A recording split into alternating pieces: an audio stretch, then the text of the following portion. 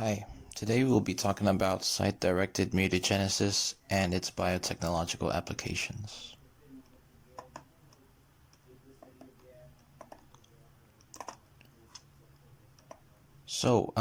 Site-directed mutagenesis is a method used to make specific and deliberate changes to gene sequence and gene products with the purpose of analyzing structure and biological activity of DNA, RNA, and protein, as well as to engineer ideal proteins, such as enzymes.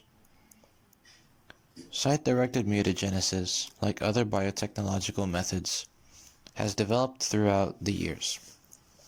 Mutagenesis is the change of genetic information resulting in a mutation. So initially, the methods used were chemical mutagens or radiation. Now these methods were not specific and the resulting mutations were not controlled. So later on, structurally similar nucleotides, including chemicals such as aminopurine, were used to generate localized point mutations. Oligonucleotides are chemically manufactured short DNA or RNA, along with a viral vector named Phi-X174 and restriction enzymes. The oligonucleotides can be incorporated and the resulting mutants can be cloned by replication. Now, polymerase chain reaction can speed up that process, and these methods will be further discussed. So we'll now talk about the mechanisms. As mentioned in the introduction, site-directed mutagenesis is an in vitro technique that generates gene-specific amino acid changes in DNA. So let's talk about the basic mechanisms. First, denature the plasmid with target site mutations and annul the oligonucleotide. Then incorporate primers with p-full turbopolymerase, which is non-strand displacing action to generate the next circular strands.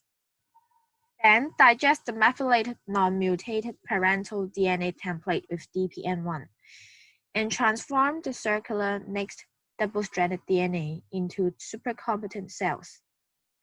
After transformation, the supercompetent cells repair next in the mutated plasmids. So another method is the single primer method, which is oligonucleotide-directed mutagenesis. And this primer is oligonucleotide that synthesized chemically and complementary to sites to be mutated genes, which is mismatched with the genes that is contained. So in talking about a single primer method, firstly, it is reminded that the primer is chemically synthesized oligonucleotide. It is about 7 to 20 nucleotides long. And the starting material is a single-stranded DNA that is to be mutated, carried in an M13 phage factor. And we are mixing this DNA with the primer. The oligonucleotide hybridizes with the complementary sequences, except at the point of mismatched nucleotide. Then hybridization, that despite the single base mismatch, is possible by mixing at low temperature with excess of primer and in the presence of high salt concentration. The addition of 4-deoxyribonucleoside triphosphase and DNA polymerase that usually is the clinal fragment of E. coli DNA polymerase, and that the replication will occur.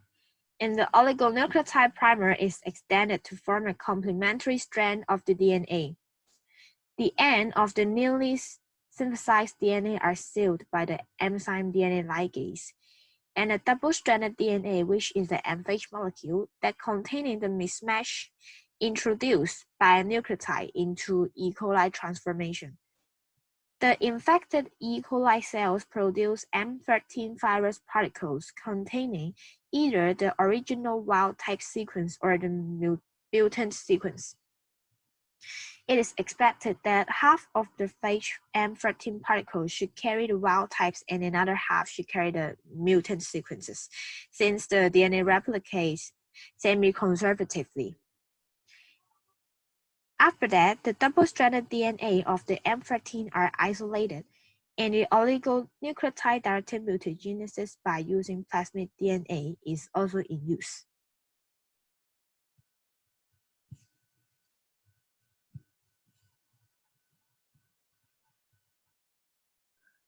Site-directed mutagenesis is usually used in PCR mechanism. The most common method is conventional PCR, involving short mutant PCR primers using tachyDNA polymerase to bind with single-stranded DNA. From the diagram shown, the polymerase is mutated to bind with 5' and single-stranded DNA, undergo replication. After the process, mutant sequence is inserted into DNA. After several times, the newly synthesized strand has mutant sequence. However, as the tackled polymerase extended DNA and at the 3' end, the chance of reaction failure is higher at the 3' end. And the second limitation, especially non-mutant DNA, also carry out mutant because the template DNA is presented mutation, thus increasing the higher level of inherency and variation after amplification because of assuming the consistency and uniformity during reaction. The second one technique is net PCR or called primer extension, involving two sets primer. The first set primer is called outer primer, amplified primer 1 and 4. The second one is inner primer, target on DNA, which carrying the mutant sequence is at the end of the primer.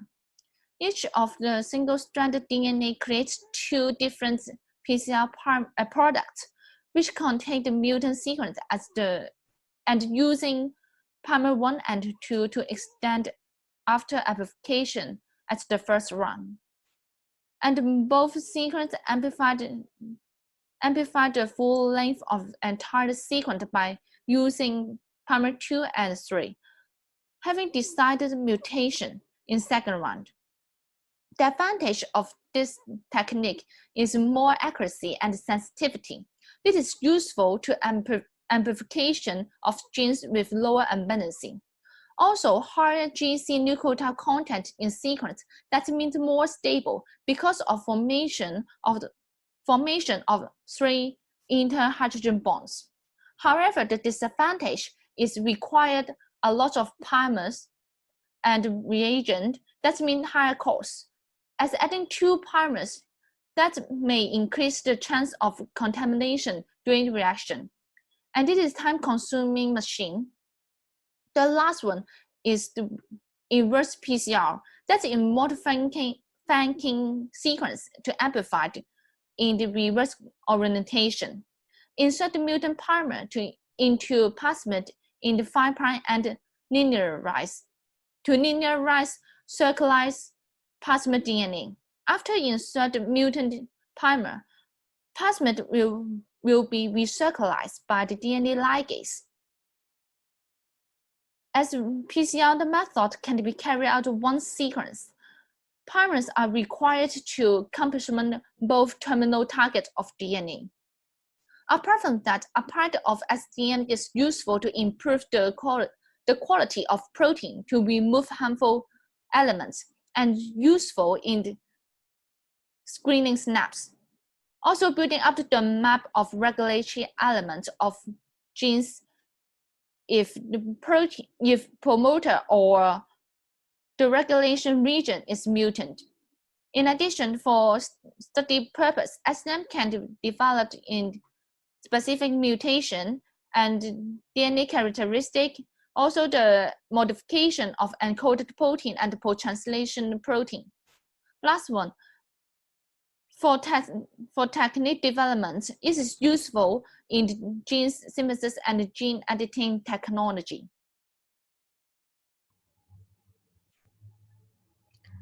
Here are a few case studies of site-directed mutagenesis. The first one is site-directed mutagenesis in large genes. This method consists of two PCR products with 4 primers. Fragments are transiently ligated into TA cloning factors, and after cutting with appropriate enzymes, fragments are ligated into a final factors. Two target gene segments are amplified from tempering DNA by PCR using 4 primers, and including 2 franking primers A and D. Restriction enzyme site R1 and R4 are incorporated.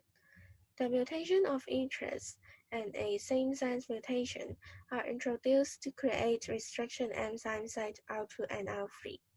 Next, PCR fragments are TA subcloned into T factors, and one fragment is cut and inserted into the T factors pre-digested by R1 and R3, containing another fragment.